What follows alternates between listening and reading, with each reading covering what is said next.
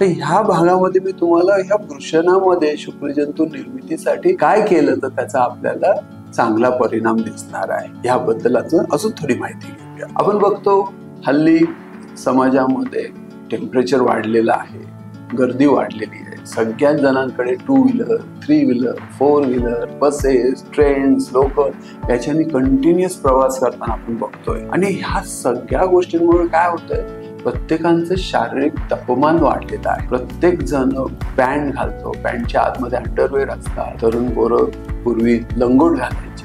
ह्या सगळ्या गोष्टींमुळे काय होत असेल तर ह्याच्यामुळे काय होतं की तुमच्या शरीराचं तापमान वाढतं आणि तसंच वृषणामधलंही तापमान वाढतं. तुम्ही तुमच्या हाताने फक्त वृषणाचं तापमान घेऊन बघा आणि तुमच्या लगेच लक्षात येईल की वृषणाचं तापमान हे शरीराच्या तापमानापेक्षा जास्त असतं. ह्या वाढलेल्या तापमानाचा शुक्रजंतूच्या निर्मितीवर परिणाम होत असेल की नाही?